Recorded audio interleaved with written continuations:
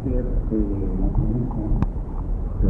la promesa que hicimos de hacer un análisis de la encuesta internacional que hemos realizado ya hace algunos años, no solo por vosotros, sino también por muchas otras gentes que han colaborado en este proyecto, más de 100 instituciones y cientos de colegas en todo el mundo, ¿no? Por lo tanto, hemos aprovechado este magno congreso sobre historia de la historiografía en la Comunidad del Norte para hacer un análisis global. Realmente el título debería ser el estado de la historia encuesta internacional, ¿no? Por lo que dice. Pensé que quizás podríamos incluso añadirle algo más, es decir, el estado de la historia y cómo transformarla, ¿no? Pero al procesar los resultados ya me di cuenta que eran suficientemente transformadores, menos en un punto del que hablaré al final. Eso es una de las sorpresas del resultado de esta experiencia sin precedentes en la historia de la historiografía, ¿no?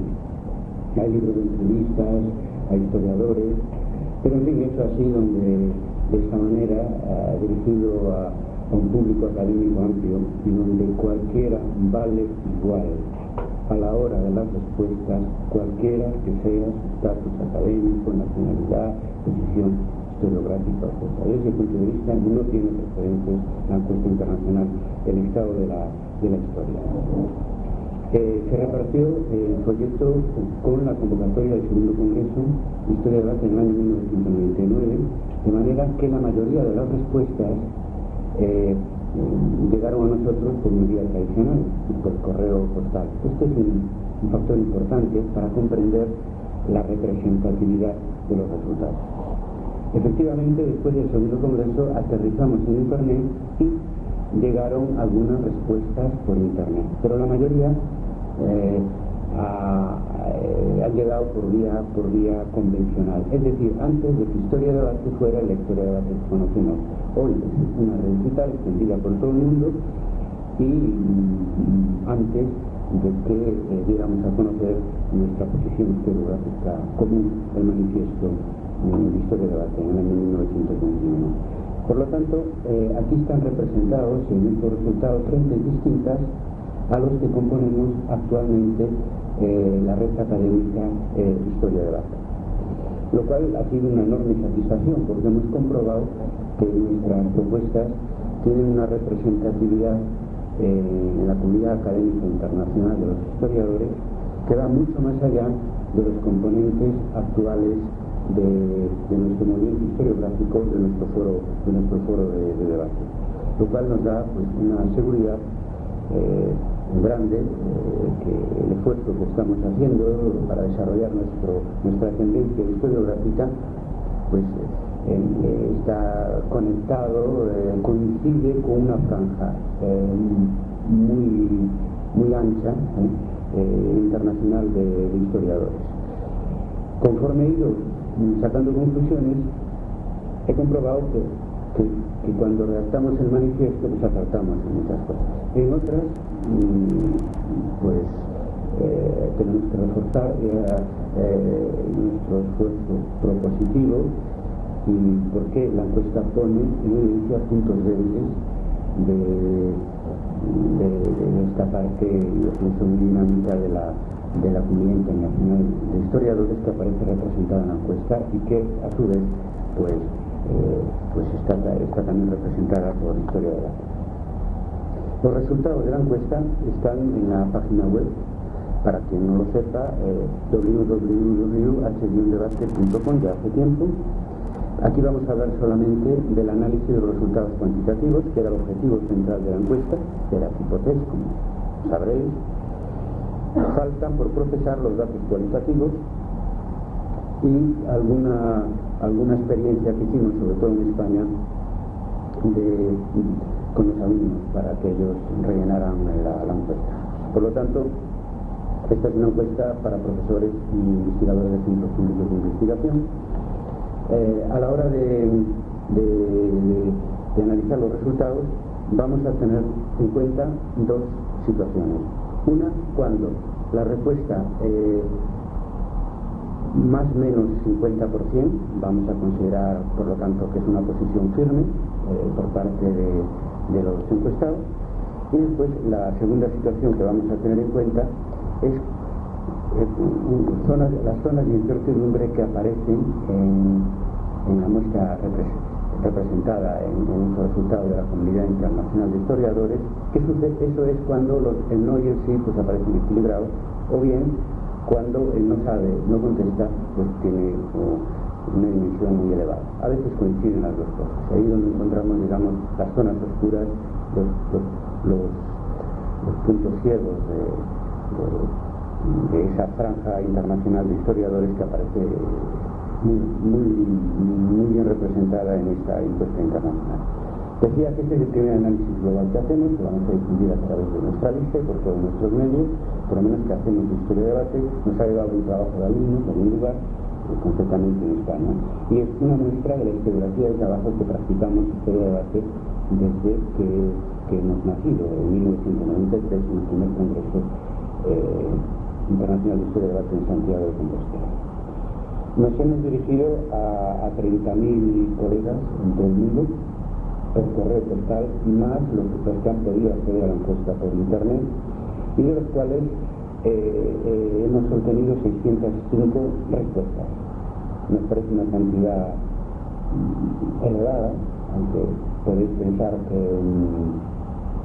que hay una desproporción entre las respuestas y el número de destinatarios que nosotros teníamos prevista completamente, y las 605 respuestas nos permiten un tratamiento cuantitativo, estadístico, holgadamente. Sabéis que con más de 100 resultados pues podemos ya calcular porcentajes gráficos, etc.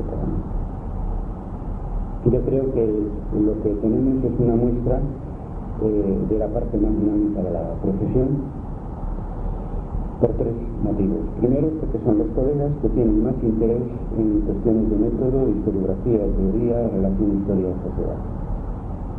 Eso interesa a una minoría de nuestra comunidad académica, pero al mismo tiempo es la más decisiva, porque es la que tiene interés y contribuye a definir el perfil de nuestra profesión en el siglo XIX.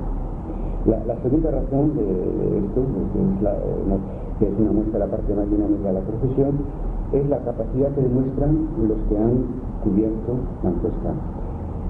Algunos me confesaron, colegas y amigos, su dificultad y sus pocas ganas o incluso su incapacidad para llegar al final, porque se trata de 89 preguntas divididas en cuestiones, cada una de ellas, lo cual se acerca a 300 preguntas, todas de metodología, de historiografía, de teoría. Digo que además de la capacidad de los que, en fin, como historiadores y intelectuales de los que descubrieron la encuesta, hay otros dos elementos muy valiosos: la sinceridad de las respuestas y la humildad de los que responden. La sinceridad lo digo porque es que él no sabe, él no contesta, está puntualmente anotado y llega del 0 al 50% en alguna de las respuestas. O sea que si no saben, lo dice. Es muy importante para la fiabilidad de los resultados. Y después la humildad, porque en definitiva, aunque hemos publicado y está en internet la lista de los 605 que han colaborado en todo el mundo, hay que decir que prometimos que no se harían públicas las respuestas vinculadas al nombre de la persona que cubre la encuesta, del profesor que cubre la encuesta. Con lo cual, el que pasa ese trabajo sabe perfectamente que los resultados van a engrosar pues, una obra colectiva, anónima. Y eso, como sabéis, es muy valioso en una profesión donde lo que cuenta pues, es yo, la publicidad del nombre de uno y en fin, el currículum, ¿no? En eso estamos todos, además, en un estado, naturalmente. Y en tercer lugar, el tercer argumento en favor de la franja internacional de historiadores que aparece representada aquí es, ya lo he dicho, el desinterés con que se hace este trabajo, que en algunos casos por lo menos una tarde o media tarde puede llevar cubrir esta encuesta.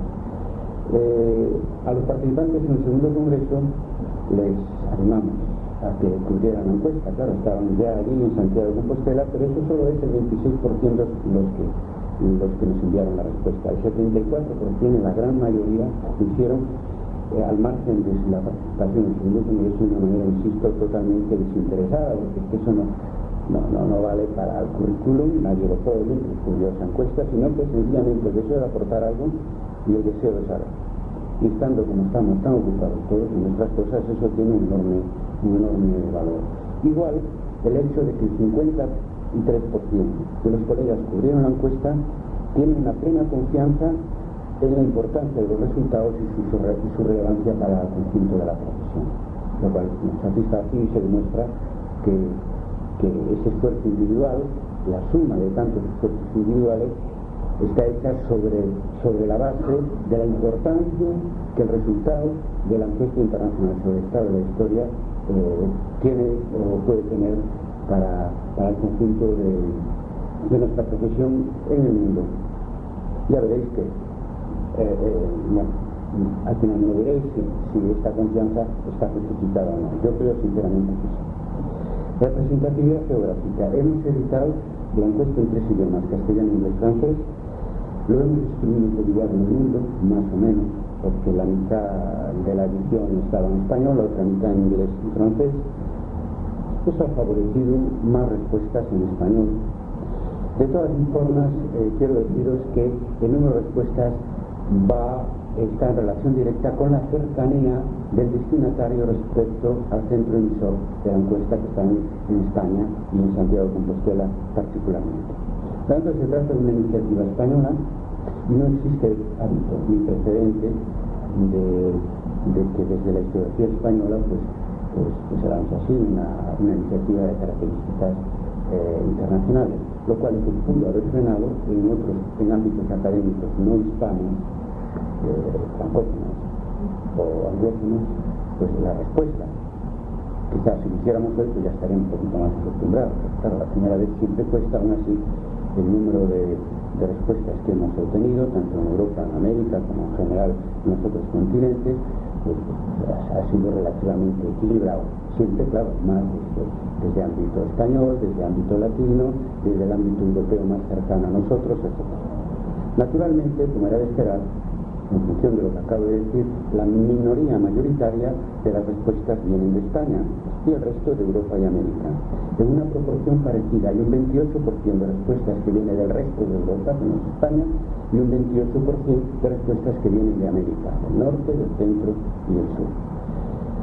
Pienso que el hecho de que se hubieran animado más los colegas españoles a participar en esta iniciativa de origen español, pues se ve compensado, de ahí que yo defiendo la representatividad global, aún siendo la respuesta de la Universidad Española más que en otros lugares, se ve compensado por el hecho de que España somos un poco lo mejor de los dos mundos, Europa y América, me gusta mucho decir, ¿no? Es una manera de decirlo en positivo, ¿no?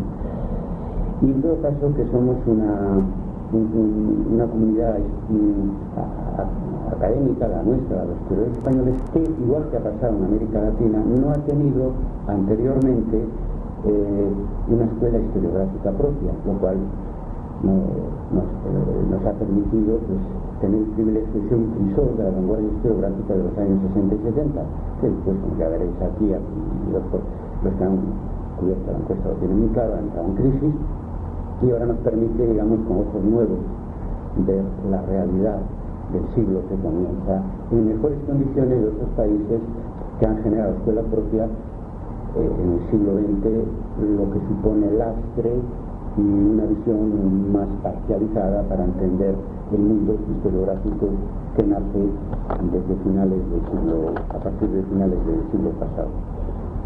Os podrá parecer pues que hay poca presencia de América Latina, y concretamente en México solo hubo 33 respuestas. El número de países que participan son 42, lo cual equivale en general a la media de países que participan en todas las iniciativas que se lanzan en historia de debate, son unos 50 países en todos los continentes. Se puede decir que quizás la muestra es un poco egocéntrica, porque el 68% de las respuestas viene de Europa, pero también se puede decir que es latina, porque si juntamos las respuestas de España con las respuestas de América, nos sale un porcentaje parecido, el 68%. A eso me refería, a lo mejor de los dos mundos. Claro, eso es anterior al vuelco que se produce en nuestra red académica a partir de este congreso, en 1999, que no pudo tener efecto en la encuesta, porque se hizo paralelamente. Y es la creación de un lazo latino transatlántico, que es la gran novedad, y que nosotros, la gran novedad entre 1999 y 2003, y que nosotros en el tercer congreso queremos reequilibrar, en el sentido de que haya de nuevo mayor presencia francófona, anglófona, etc. Es decir, que esta encuesta, insisto, se hizo antes del segundo congreso, que es donde irrumpe la historiografía latinoamericana en un ámbito europeo, en una red que empieza a adquirir a partir de entonces una dimensión realmente mundial a través de Internet, hasta el día de hoy, ¿no? Donde prácticamente todos los días entramos en contacto con 1.300 historiadores de todo el mundo, ¿no? Para debatir, para reflexionar y para procesar toda esta información, como incluyendo los resultados que aquí estamos explicando de la encuesta internacional de 1999. Al final de la encuesta se le pide al que contesta que se autoubique ideológicamente en tercero y 10. Después de haberle preguntado a cada una de las personas que cubren la encuesta si considera relevante la ideología del historiador para nuestra actividad profesional, el 49% dice que sí. Y a renglón seguido, pues la gran mayoría de los encuestados se autoubican entre 0, digamos la izquierda más extrema, y 10, la derecha más extrema. Esto en sí mismo ya es muy importante, porque el historiador normalmente es reacio a manifestar su ideología, porque somos todavía esclavos del mito positivista de la neutralidad de la ciencia, de que el historiador es simple notario, supuestamente imparcial, como que no existe, como si fuéramos un robot que hacemos historia con los documentos y nada más. Por lo tanto, esto demuestra el carácter avanzado de esta franja de historiográfica internacional representada en la encuesta. Claro, y diréis, ¿cuál es el resultado? Pues nada, entonces centro izquierda en un 52%, que entre 0 y 10 pues le ponen la cruz al número 2, 3, 4, 5. Hay que decir que la posición 2, está una izquierda bastante izquierda, es la que tiene más cosas. Pero bueno,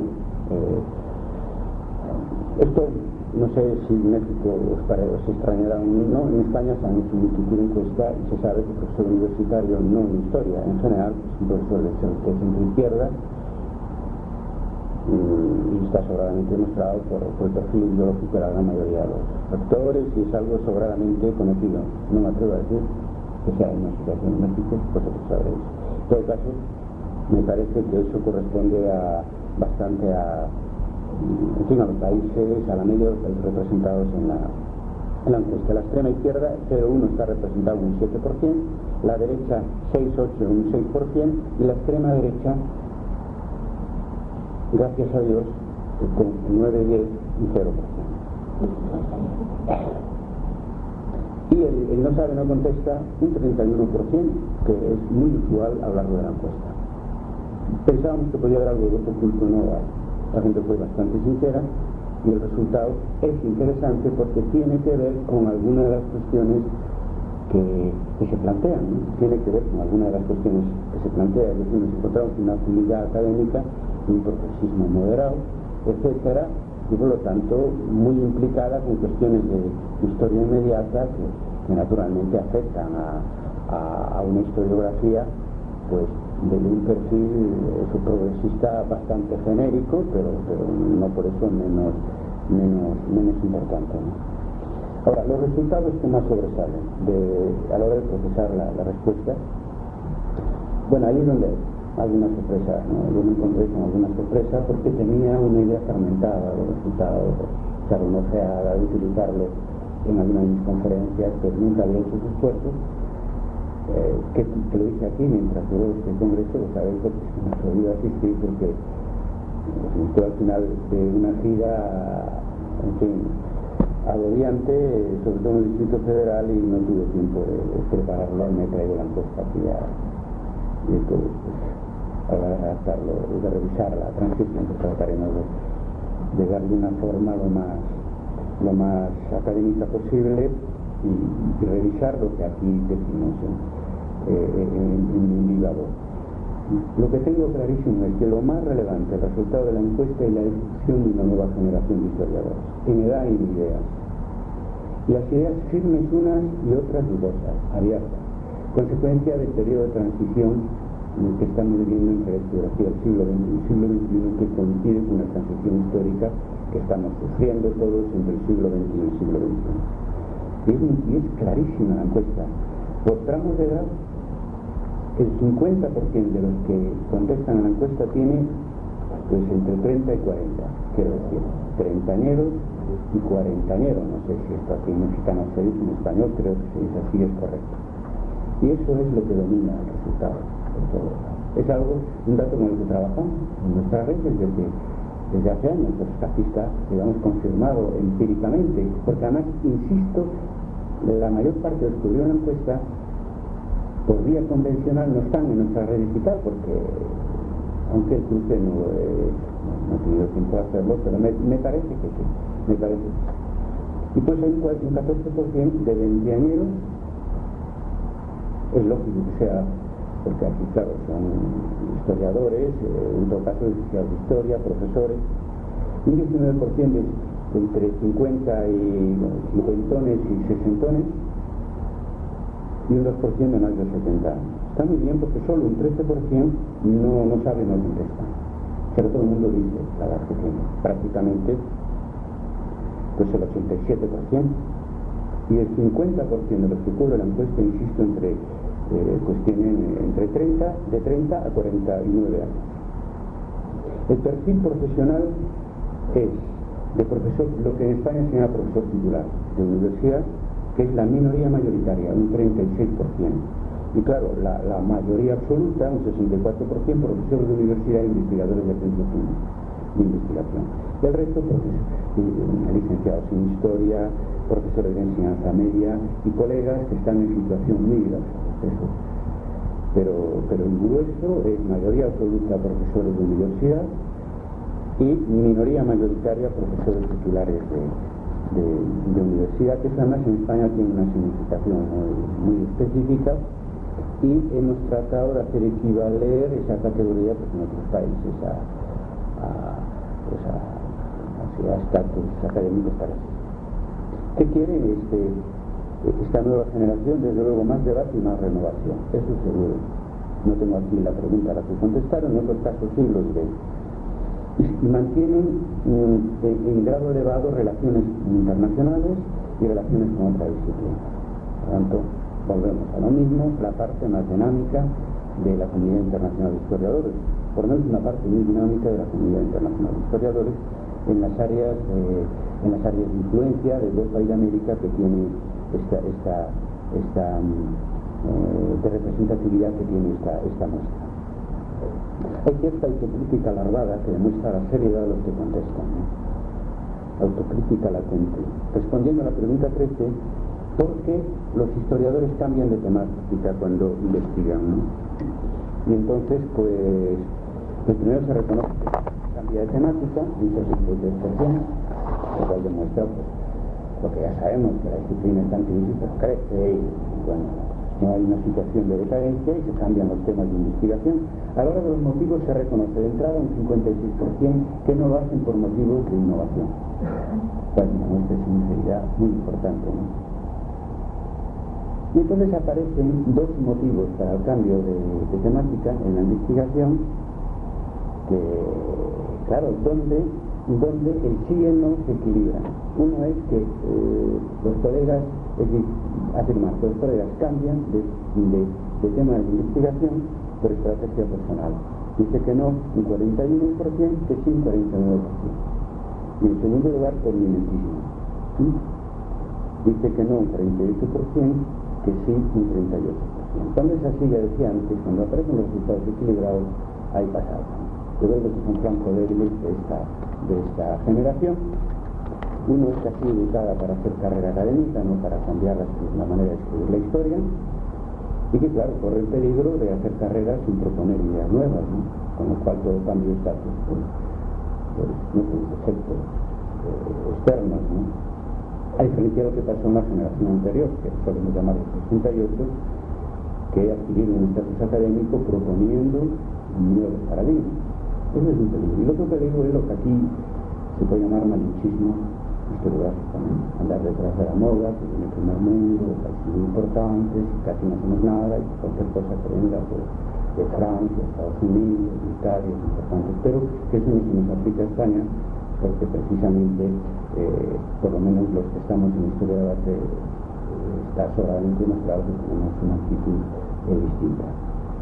Y eso le quita fuerza a esta generación emergente de historiadores, porque cuando le preguntamos si el relevo generacional aceptará la historiografía, dudan un poco, dicen que sí el 38%, que no el 25%, pero hay un 36% que no sabe ni contesta. Es muy elevado. Por lo tanto, creo que ahora que somos un foro de debate, una corriente historiográfica organizada, Historia de Debate pues tiene que dedicarse a dar más seguridad a esta generación, más ideas nuevas, basándonos en la seriedad de estos jóvenes, que ya no son tan jóvenes, pero bueno, jóvenes para los que ya tenemos algo más de edad, que en un 54% dice que sí existe coherencia entre la práctica historiográfica y la filiación historiográfica. Es una muestra de voluntad, de muy buena voluntad, porque a ver hasta qué punto, lo iremos viendo, pues lo de teoría y práctica, entre lo de coherencia entre lo que se dice y lo que se hace por parte de los historiadores se cumple. No olvidemos que esta generación, por razones puramente biológicas, en un plazo de una década, pues sin mayor esfuerzo, va a ocupar todos los puestos académicos, ¿no? Vamos a ver si en ese momento es capaz de incluir ideas nuevas y que se reflejen en prácticas nuevas. Esto es tan obvio. En España a los 70 años la jubilación es obligatoria. Sé que aquí no me han contado que los profesores no tienen una edad media, ya más bien hacia 60 años, pero insisto, por mucho que se quiera prolongar y los problemas de lo poco que se cobre a la hora de la jubilación obliga a los profesores a estar pues, más de lo que a veces es normal en otros países dando clases, etcétera. En un plazo de una década automáticamente se va a producir este relevo generacional que nosotros querríamos que fuera un cambio historiográfico, y hay elementos suficientes para esperar que eso sea así, pero claro, hay que dar más seguridad a esta generación, y para ello tiene que haber una contribución mayor de la generación un poco más de ellos. Otro rasgo novedoso de esta historiografía emergente: primero, cierto optimismo historiográfico que no se da en tramos de edad más avanzados, ¿no? Pregunta 84: ¿tiene la historia futuro entre 1 y 10? Contestan mucho futuro, es decir, entre 8 y 10, pues a la hora de hablar como disciplina un 48%, como parte de las humanidades un 47%, como ciencia social un 49%. Es un dato muy relevante, porque lo que se escucha a veces en los currículos, en los pasillos, no es eso. Incluso cierto optimismo histórico, a la hora de hablar de la relación pasado, presente y futuro, el máximo porcentaje, el 66%, es para la afirmación siguiente: no hay futuros alternativos sin la historia. Este optimismo después es moderado, y es lógico que existan esas dudas a la hora de responder a otras preguntas. Pienso además, como rasgo novedoso, pues un realismo crudo sobre la situación de nuestra disciplina y un objetivo claro de transformarla. Por ejemplo, importancia de la historia en tu país. Pues la respuesta es no malo digamos, o sea, no favorable un 36%, sí favorable un 45%. Por lo tanto, realismo. Tampoco es para echar las campanas al vuelo a la hora de hablar de la situación de la historia en cada uno de nuestros países. A la hora de hablar de la situación historiográfica internacional, ni buena ni mala, hay una posición abierta. No se trata, por lo tanto, de un optimismo voluntarista, sino creo que es algo muy serio, ¿no? Y sobre todo, queda muy claro al hablar si hay o no crisis de la historia. La mayoría, entre un 56 y un 78%, contestan que hay una crisis global de la estructura de la historia, del concepto de la historia, del estatus de la historia, una crisis institucional, una crisis laboral para los jóvenes y una crisis política. Por lo tanto, desde ese crudo realismo, un objetivo claro. ¿Cómo superar la crisis? Pregunta 80. Nada de volver a la vieja historia, un 54%. Y sí ir hacia un nuevo paradigma y un nuevo consenso, entendido como un nuevo consenso historiográfico. Ese es un aval para el esfuerzo que Historia de Debate, sobre todo en los últimos 3 años, está haciendo para generar este nuevo consenso historiográfico. Partidarios de esta solución son el 56% de los encausados, de los encuestados. A la hora de hablar, pregunta 83, de los posibles escenarios de nuestra disciplina en el siglo XXI, se confirma nada de retorno, un 58% se opone al retorno a la vieja historia, pero con todo de una manera muy distinta de cómo trató la historiografía de los años 60 a los géneros tradicionales, porque en la pregunta 73 un 52% son partidarios no de rechazar la historia biográfica, política, narrativa, sino de renovar su contenido, pues, de una actitud más comprensiva, tolerante de aquella en la que estuvimos formados, marxismo, análisis, neopositivismo. De nuevo, otra vez insiste que la mejor solución es ir hacia un nuevo paradigma, un 47% defienden esa opción, y esto es una novedad respecto a la pregunta anterior, 80, a las respuestas de la pregunta 80, porque aquí también se dice que la solución no es volver o mantenernos en la historiografía de los 60 y 70, un 45% como máximo. Por lo tanto, es bastante claro lo que se quiere. No aceptar la raza, ni de las nuevas historias del siglo XX, ni del positivismo primigenio que dio luz a nuestra disciplina como ciencia y como profesión, pero que hay que ver hacia adelante, hay que mirar hacia adelante e ir hacia un nuevo consenso historiográfico adecuado al siglo XXI, lo cual es una confirmación del trabajo que hemos hecho aún antes de analizar estos resultados y desde hace unos años. Creo que otro aspecto novedoso de esta historiografía emergente es que aparece la autorreflexión de los historiadores como algo normalizado. Pienso que eso yo lo reivindicaría como un éxito de Historia de Debate, que hemos mantenido estos 10 años de continuidad de trabajo en estos campos, de metodología, historiografía, teoría de la historia. Muchos colegas que han participado en nuestros congresos, y nuestro debate en era la primera vez que lo hacían, y nuestros congresos, el próximo será, como se dice en el comienzo, son únicos de esa dimensión en el mundo, ¿no?, dedicados a esta temática tan específica, ¿no? Cuando eso está bastante normalizado, el interés, pregunta 24, por la metodología, la historiografía y la teoría de la historia aparece. Metodología 56%, historiografía 55%, teoría un 44%, no está nada mal.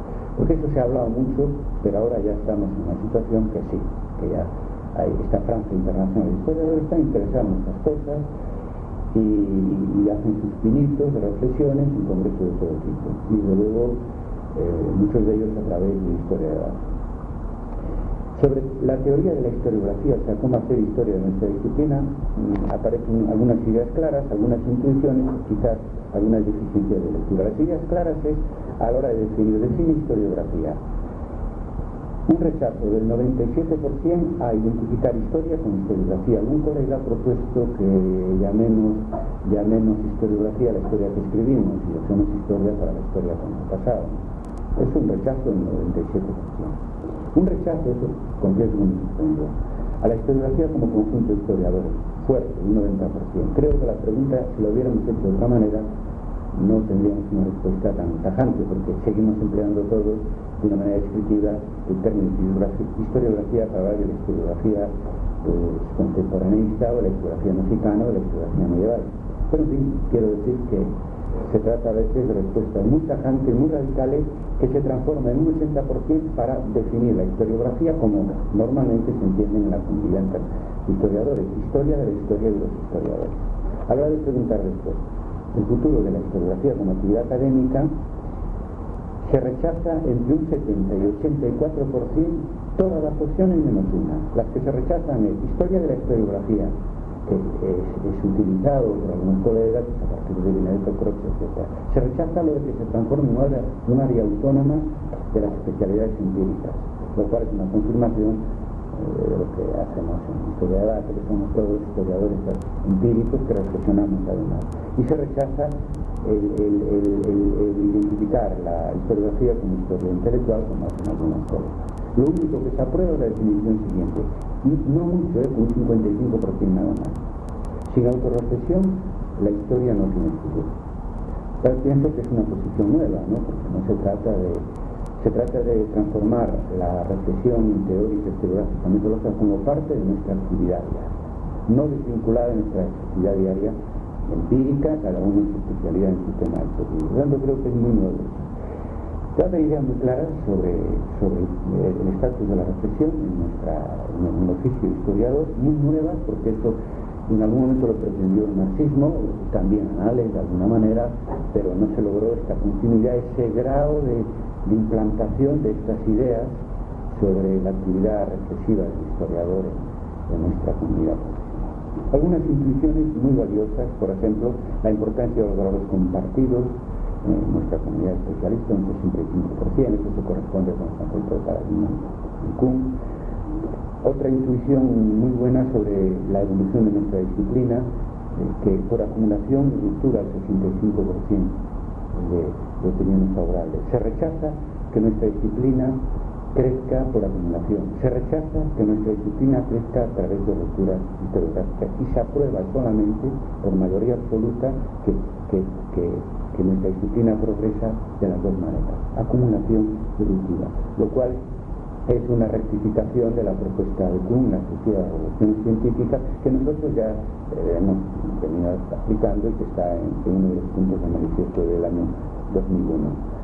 Bueno, y hablando tanto de Kuhn y de la historia de la ciencia, es donde hay distintos de lectura. Yo aconsejo, porque es que se notan las respuestas, que no la lectura de la escritura de la revolución científica y además de la atención esencial, sobre todo el artículo dedicado a la historia, que están ambos publicados en el Fondo de Cultura Económica, y lo que hemos generado en Historia de Debate, de trabajos míos, y acaba de presentar Guillermo Turner otro trabajo sobre este tema en la jornada de la Biblioteca Nacional del 1 de septiembre.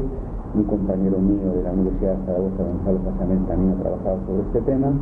En fin, o directamente a Kuhn o a través de la aplicación que estamos haciendo desde hace años en Historia de Debate de la historia postpositivista de la ciencia a la hora de estudiar la evolución de nuestra disciplina, mejor dicho, la evolución reciente de nuestra disciplina.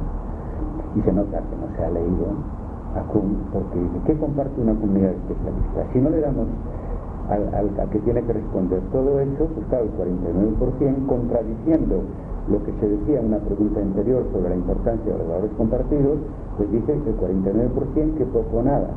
Igual no sé, que hay una paradoja total, ¿no?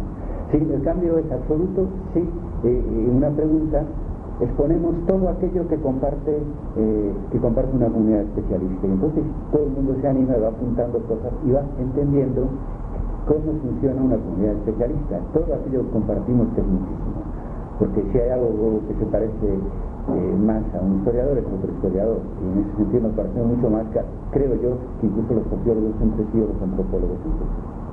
Por lo tanto, ahí la encuesta tiene una función didáctica que nos ha dado con mucho gusto, porque ver que el que la ha cubierto ha entendido cada vez más cómo funciona una comunidad especialista, sobre todo cómo funciona la nuestra, y algunos elementos de historia de la ciencia para entender eso. En cuarto lugar, emerge de esta juventud historiográfica que irrumpe en los resultados de la encuesta un nuevo concepto de la historia como ciencia. Por ejemplo, preguntamos en la pregunta 81, la historia como ciencia en el siglo XXI, ¿qué será? Digamos varias posibilidades. Las únicas que son las que han conseguido el máximo porcentaje es 65% cuando se dice que no será igual a la historia científica del siglo XX. Y con un 68% que para nada se va a abandonar la historia como ciencia. Dos datos muy relevantes. Falta la alternativa. ¿Cómo será en el siglo XXI la historia como ciencia? Pero es que no hicimos la pregunta adecuada. Con toda alguna pista, pregunta 27. ¿Es importante el conocimiento de los valores y la bibliografía de los historiadores para entender nuestro trabajo como científicos de la historia? Un 54%, sí. Le doy una pista como pista para que se vea por dónde van los tiros, ¿no? Por eso que creo que después de dar muchas vueltas en el manifiesto del 11 de septiembre del año 2001, definimos en el punto 1 la historia como ciencia con sujeto. Si esta pregunta se lo hubiéramos hecho a nuestros entrevistados, estoy convencido que conseguiría una mayoría abrumadora. No conocíamos los resultados, no conocíamos las lagunas que existían en el tipo de preguntas, pero creo que la respuesta es esa. La historia en el siglo XXI va a ser una ciencia con sujeto, sobre todo con sujeto historiador por escrito, de donde la comunidad especialista va a jugar un papel decisivo, ya lo explicó Hull en su momento, ¿no? Por lo tanto, no hacemos más que, en ese sentido, seguir nuestra propia experiencia, nuestros propios fracasos, nuestras propias alternativas para llegar a una conclusión, pues que ya está en la estructura de las revoluciones científicas del año 1962 y en el pospacio de 1969. Y para esto, ratificar esto, hay un rechazo de la definición de historia según Randall y la definición de historia del posmodernismo. El mayor objetivismo, el mayor subjetivismo. Eso de la historia, la función del historiador es conocer el pasado tal como fue, pues tiene un grado de aceptación, pues el más bajo, un 43%. Claro, es normal que haya colegas que le pongan una cruz, porque obviamente de ahí viene el origen de nuestra disciplina como ciencia, yo eso me parece normal. Los rechazos de las posiciones posmodernas son mucho más radicales, de un 76% en un caso y un 75% en un caso. Cuando preguntamos, ¿tú crees que la historia no es una ciencia porque no reproduce exactamente la verdad del pasado? Un 76% dice que no, ¿verdad? Está más actualizado el concepto de ciencia en su dimensión relativista de lo que podía parecer, ¿no? Y pues en otro lado se le pregunta al historiador, ¿sigue buscando la verdad en la historia? El 85% dice que sí. Claro, no es la verdad del positivismo, es una verdad un poco más compleja. O sea, en ese sentido hay un rechazo, hay unas ganas muy mayoritarias de superar el positivismo del 19 y un rechazo de las propuestas posmodernas que en su grado más extremo, como sabéis, nos propone Hayden White, que la historia vuelva al seno de la ficción y de la literatura. Y hay porcentajes pues muy significativos, un 87% para esa idea de que la historia está con documentos y con ideas del historiador. Y después un 65% para la definición que el historiador conoce el pasado mientras lo construye, o descubre el pasado mientras lo construye. Ahí saltó de nuevo nuestra propuesta de la historia ciencia con sujeto. Pero para que se vea el grado de sensibilidad y respeto al papel que juega la historia en el proceso de conocimiento histórico es que el 96% dice que el historiador influye de una manera muy importante en el resultado de su trabajo. El 73% dice que influye pues, porque aporta su formación, su conocimiento bibliográfico, metodológico, etc. Y un 80% dice que influye a través de los valores que tienen como personas, desde las creencias hasta las ideologías. O sea que por primera vez nos encontramos un grado de, no sé, sinceridad de una comunidad de historiadores respecto a cómo hacemos nuestro trabajo, que no tiene parangón y demuestra que ni siquiera en la época de la exploración marxista y de la escuela de análisis. Bueno, y ahora otra novedad. ¿Y qué piensa esta generación joven que se formó, digamos, en los últimos momentos de influencia de análisis del marxismo, del neopositivismo? Me refiero a historia cuantitativa y geometría, nueva historia económica norteamericana, etc. Pues sí, pero no. Y no. Por ejemplo, califica, pregunta 26, las tendencias del siglo XXI. Pues ahí somos, los colegas son generosos, entre 1 y 10, le da aprobado, notable o sobresaliente entre 5 y 10, un 72% anales, un 69% al marxismo, un 52% al neopositivismo. Ahora, cuando preguntamos, hoy, ¿cuál es tu tendencia historiográfica más próxima?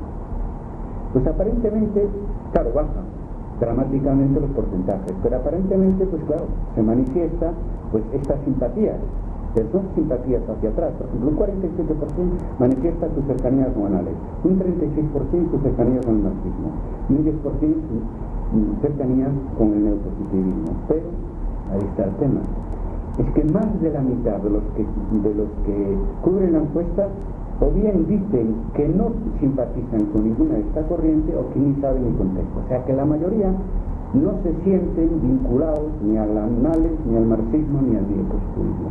No se sienten afiliados, cercanos a las grandes escuelas del siglo XX. Esto está, como recordemos, está cubiertas estas encuestas en el año 99 y algunas un poco en el año 2000 y incluso en el 2001. La gran mayoría en el año 99.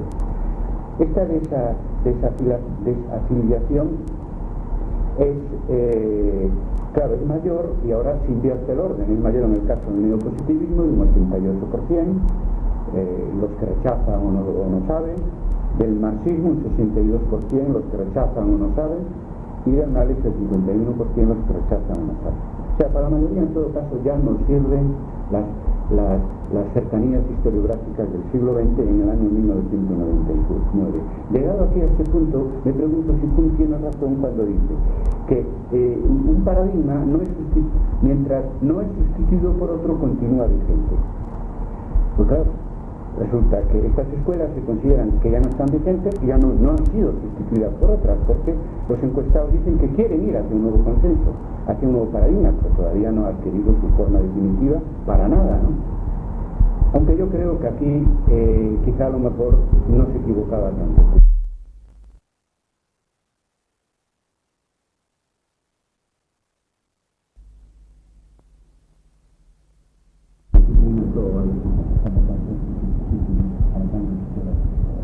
Ahora esto, si alguien trae, lo hablaremos al final, es un proceso para nada acabado, porque se caracteriza por la respuesta de una cosa es que estamos en un periodo de transición, vamos hacia un nuevo consenso y por lo tanto, aunque esto fuera cierto, para nada estamos ante una situación de curso normal, como diría, final de una transición general. Esto se confirma en la respuesta a la pregunta 63, la crisis de la historia hace grandes escuelas de estudiantes a esta mano. Una crisis curiosamente aparece en primer lugar en la crisis, y ahí es una elección política, una interpretación. En segundo lugar, la marina, en demostración, que fue lugar en el positivismo, el 50%. Es curioso, que uno se pregunta por qué no se resultado. Hay que juntarlo todo para entenderlo. Yo creo que a pesar de esta conciencia clara de la crisis de un marxismo quizá global, no geográfica, sino política, a partir de la teoría del mundo de Berlín, fundamentalmente no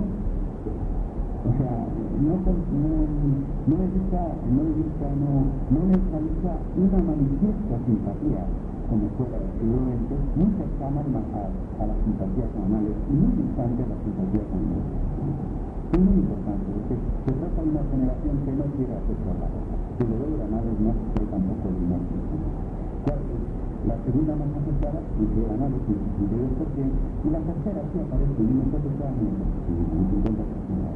Se explica los retornos que hemos vivido desde en la última década, arranque y a los temas historiográficos tradicionales. Ahora se nos pregunta, ¿es necesario recuperar el espíritu de escuela en el siglo XXI? Escuela historiográfica, un 45%, dice, sí, con mucha seguridad, cuando realmente ni se sabe cómo ni cuál. Hay que tener en cuenta, en todo caso, que como un deseo anterior a la transformación de la historia de arte en el historiográfico, que es muy reciente, finales del año 2001, que todavía está haciendo su camino. Haciendo también haremos años para ver los resultados de esa nueva fase de la historia. Es muy claro el rechazo del posmodernismo y del revisionismo. Se rechazan todo lo que se considera próximo al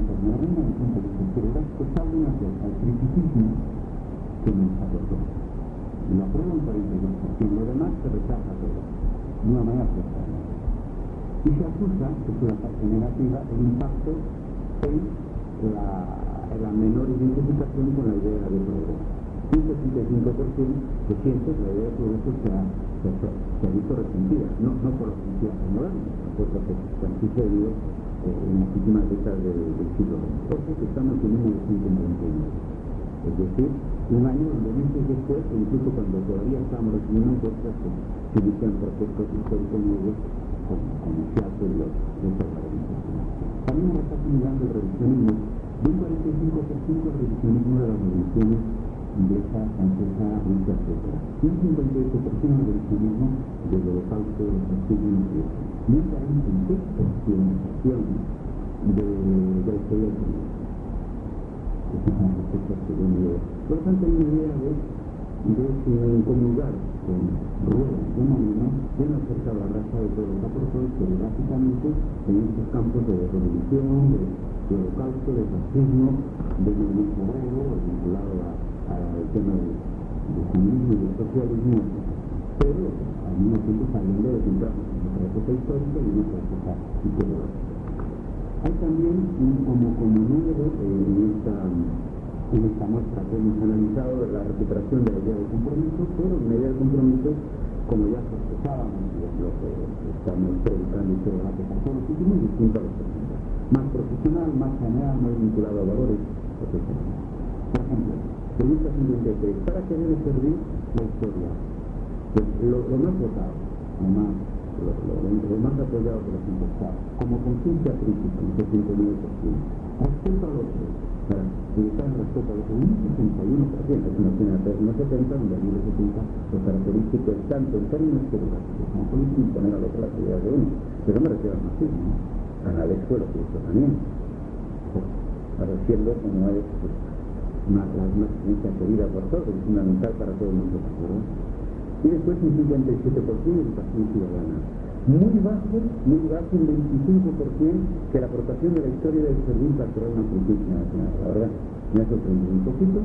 Y de hecho, un 60% acepta de que el nacionalismo inventa la historia. Y casi un 15% en todo caso leve, porque todos de alguna manera pues decimos la patria, algunos tenemos ya no sé cuántas.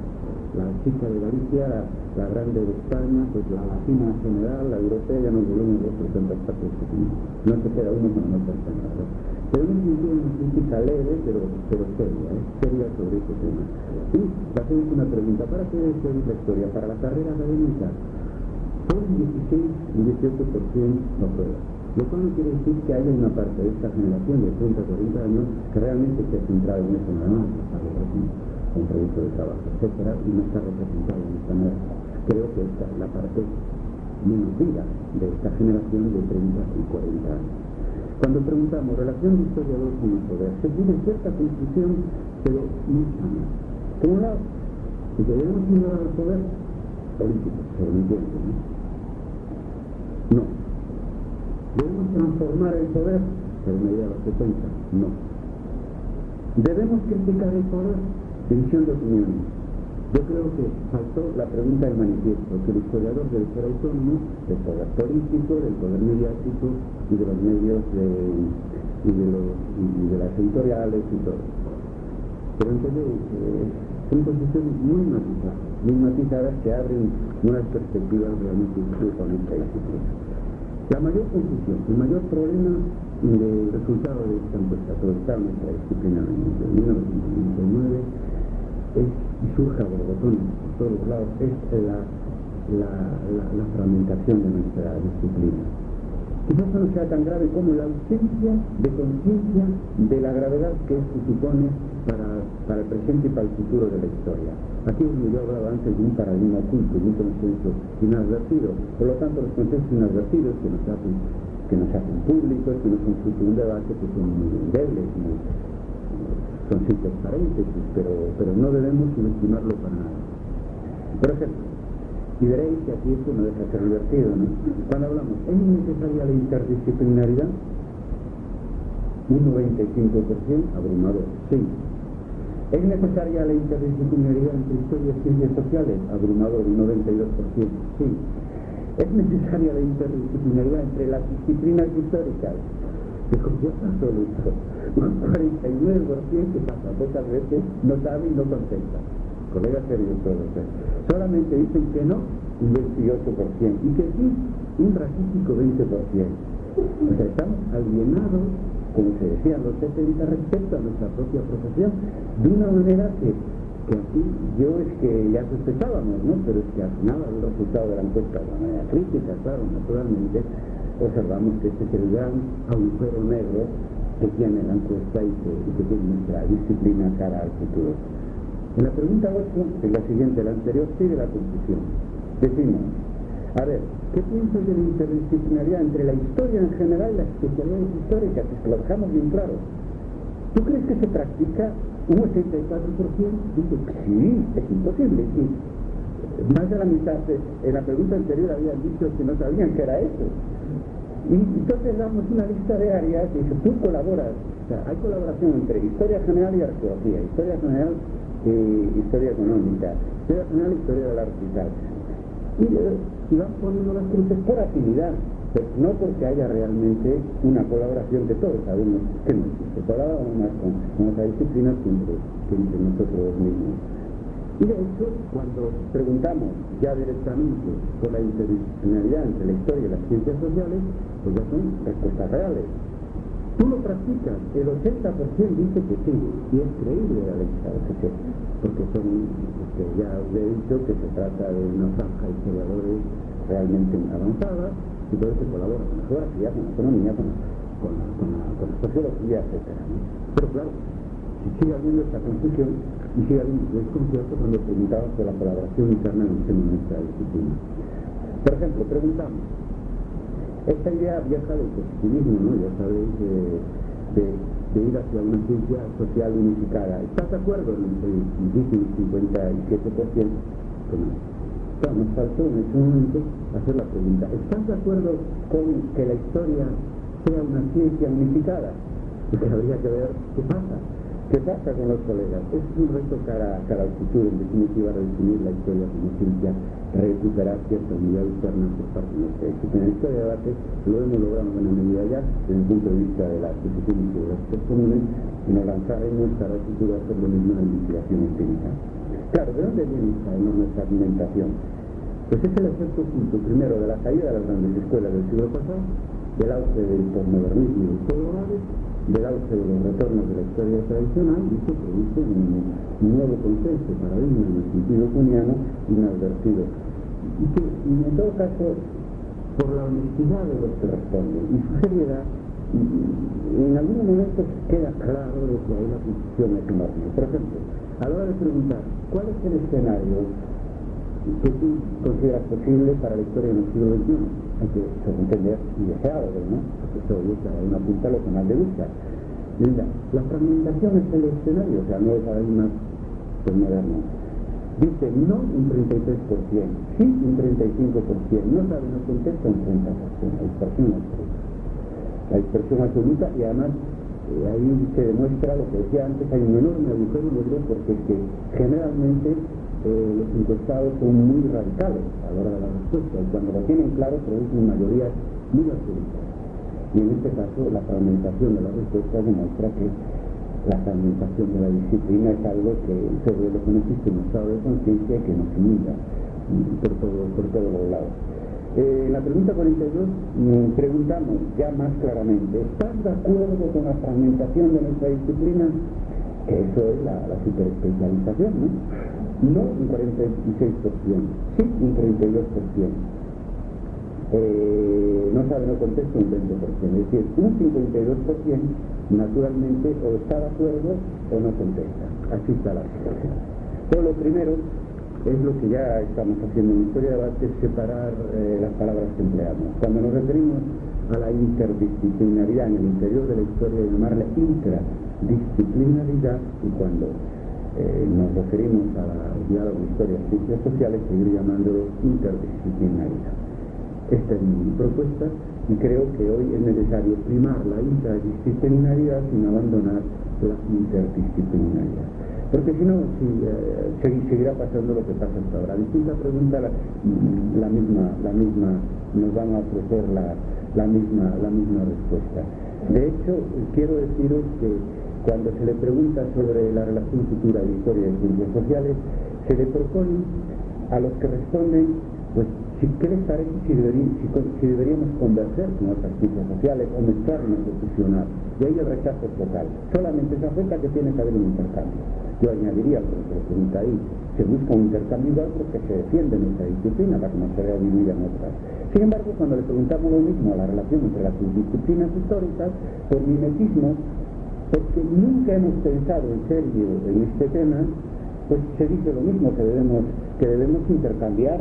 Pero ¿cómo se intercambiar si participamos todos de una base común, que es el estudio del pasado, etcétera, desde el presente y etcétera? Ahí hay un enorme mimetismo. Yo recuerdo cuando salió el libro François Mier y la historia de Migajas, un amigo, yo hice una reseña de su libro Crítica, y él decía que Anales estaba fragmentando, pero ya en aquel momento era muy evidente que se fragmentaba toda la disciplina desde finales de los años 70, y no nos paramos a pensar en esto seriamente, y han pasado ya pues 15 o 20 años desde esa denuncia, que no fue la única, sobre la fragmentación de nuestra disciplina después de la caída de los grandes paradigmas, y la situación ahora en ese sentido ha empeorado en ese aspecto, lo que ha mejorado afortunadamente. Lo que ha mejorado nos va a permitir resolver, pienso yo, este problema. Con todo, en este tema capital, en esta laguna capital, que no solo es de los encuestados, es de nuestra disciplina, si es una laguna de los sujetos encuestados, que son más jóvenes, más formados, más avanzados, imaginaros cómo está la situación del conjunto de la comunidad internacional de historiadores. Y ahí se manifiesta con toda la seriedad, pues, con toda la coherencia, pues, la confusión. Por ejemplo, a la hora de interdisciplinaridad, pues el encuestado se queda sorprendido si lo aplicamos al interior de la historia. A la hora de la fragmentación duda, y con toda sinceridad dice que no tiene claro que sea malo, ¿no?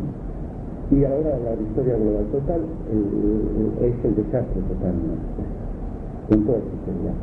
Pregunta 50, ¿qué hacemos con el concepto de historia global y historia total? Es que no quieren nada, o sea, abandonarlo, el 71% dicen que no. Mantenerlo como utopía, el concepto total. Bueno, todavía hay algunos que aún se pican, porque es muy cómodo decir que es algo a lo que no llegaremos nunca, que lo tenemos como horizonte, y un 54% en todo, la mayoría absoluta dice que nada de seguir con un objetivo al que no vamos a llegar nunca. Lo que sería más interesante, reconstruimos el concepto de historia global. Aún así un 62% dice que no. Pienso porque no decimos cómo es. La transformamos, la búsqueda de una historia global total, como línea de investigación, 50% dice que no. Pienso porque no decimos cómo. Y así es decir, que ni abandonarlo, ni seguir, ni reconstruirlo, ni nada. Hay una gran sinceridad en la respuesta, se nos abre un camino y nos plantea un reto de reconstruir el concepto de una manera práctica para que realmente pueda ser asumido por esta franja dinámica de la comunidad internacional de historiadores que está buscando una respuesta, porque no quiere ni abandonar este concepto heredado de análisis del marxismo, ni quiere seguir con el rito de invocar una historia total que ha servido, como sabéis, de coartada, casi ideológica, desde luego idealista, para fragmentar bajo este paraguas la disciplina cada vez más en especialidades y subespecialidades. Pero hay salida. Por ejemplo, cuando pregunta el futuro de la historia de las mujeres, está escépticamente un 71% dice que sí tiene un gran futuro.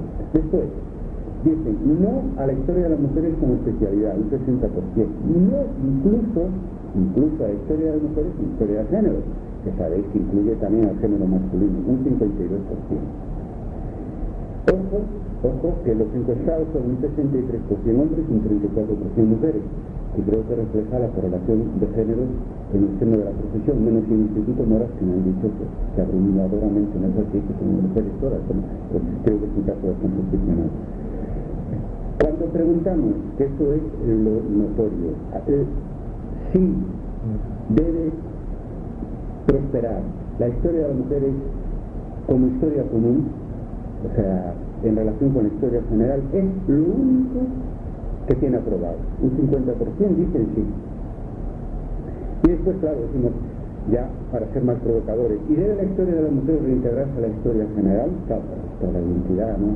feminista que tiene esta línea de investigación, y aún así dudan, dicen no el 40%, sí el 48%. La solución es obvia, ¿no? Hacer una historia mixta, historia general, historia de las mujeres, y continúe con especialidad. Por lo tanto, si hay salida, si somos capaces de definir nuevas historias globales que permitan sobrevivir a las especialidades, aunque solo sea por razones académicas y porque son necesarias, porque no podemos hablar de todo, y al mismo tiempo avanzar en entender puentes entre este archipiélago que se ha convertido en esta disciplina entre las diferentes islas que son las especialidades temáticas, tecnológicas, etc. En fin, y termino.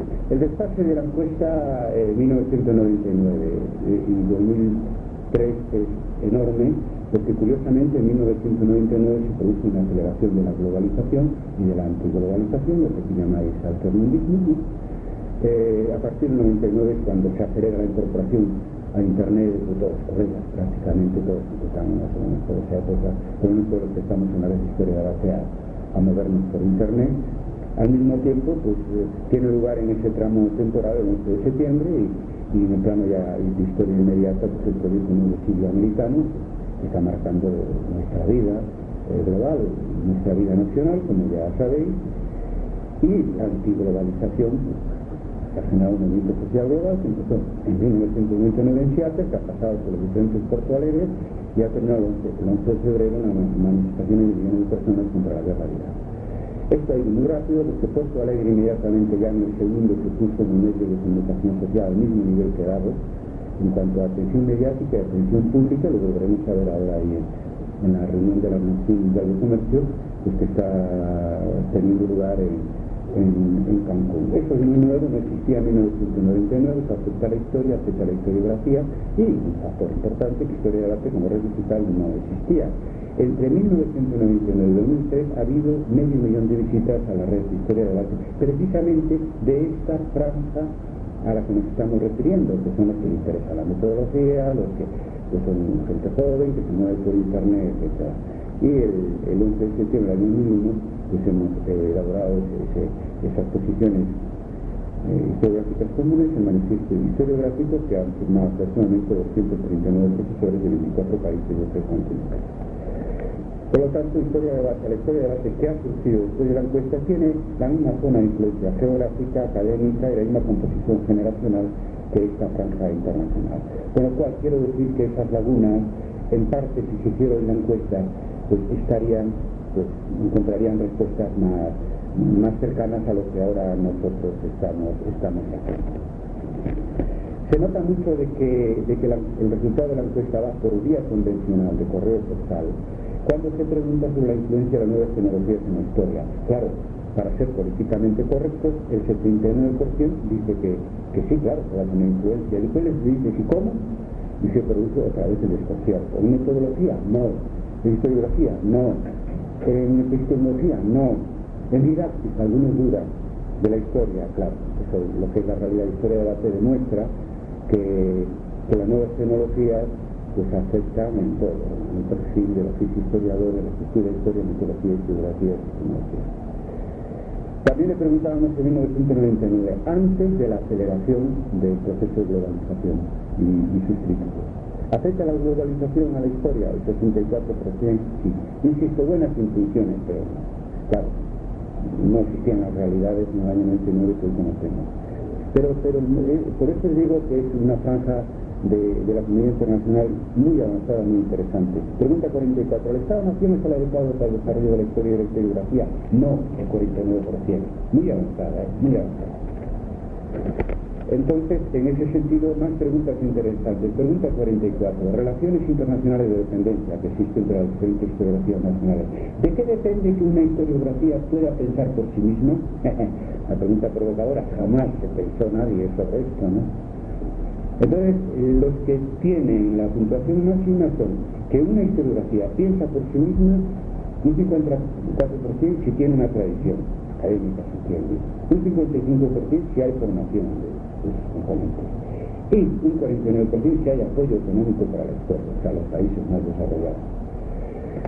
Aquí es donde se nota más que estábamos en el 99, no en el 2003. Pregunta 39. El efecto de la globalización sobre las relaciones de dependencia. historiografía de países desarrollados, historiografía de países en desarrollo, ¿qué favorecerá a los países en desarrollo o a los otros? El 50% a los países en desarrollo. Eso rompe con el optimismo histórico y geográfico que había al principio, pero no habíamos visto lo que hemos visto después del 99, ¿verdad? Ello pese a que en un 74% los encuestados se manifiestan en favor de un intercambio igual entre las historiografías, sea por muy poderosa y por mucha tradición que tenga el país, etc. Lo cual, pues, es un mentir a los que siguen proponiendo el malinchismo historiográfico de nuestro país, nuestro, que ha sido siempre dependiente de poco de innovación historiográfica más allá de lo experimento.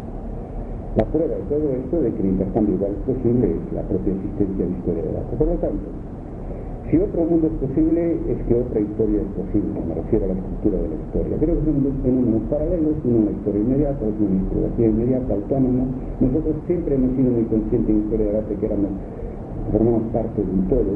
Por eso ayer yo, en el cambio de Michoacán, hablaba de cómo de ir al mundo después del 11 de septiembre, porque según vaya el mundo después del 11 de septiembre, así irá nuestra disciplina y nuestro proyecto historiográfico en el siglo XXI. Yo creo que precisamos recuperar la idea del progreso, otra idea de progreso, no la que conocimos en el siglo pasado, para que nuestra disciplina sobreviva y se fortalezca, y no al contrario con la globalización. Termino con un simple llamamiento a la joven generación emergente, 30-40 años, de la que estamos hablando una y otra vez efectivamente, que no hemos convocado, que ha venido a nosotros respondiendo a esta encuesta, aceptando el reto mientras otros de edades mayores o de edades más jóvenes lo rechazaban. Le llamamos a asumir plenamente su responsabilidad desarrollando esta historia emergente en contacto con la historiografía, con la historia más inmediata. A la vieja generación del 68, a la que yo pertenezco política y biológicamente, no académicamente, o lo que queda de nuestra generación, a seguir apoyando lo nuevo, superando viejas frustraciones, grillas y preventas. En todo caso, aprovechar las posiciones de poder que se tienen para seguir apoyando, como era nuestro proyecto original en el año 68, lo nuevo, un futuro mejor para nuestra disciplina y para el mundo. A las presentes y futuras generaciones de estudiantes y egresados de historia a combinar o alternar el renovado compromiso civil, social y político que vemos en nuestros estudiantes, no solo aquí, también en España y en Europa, con un compromiso historiográfico del futuro, porque su futuro de historiadores o profesores de historia depende de él. El objetivo común de estas tres tramas generacionales es recuperar la idea de progreso historiográfico perdida hace 20 o 25 años. Así será si queremos y nos agrupamos todos académicamente. Muchas gracias.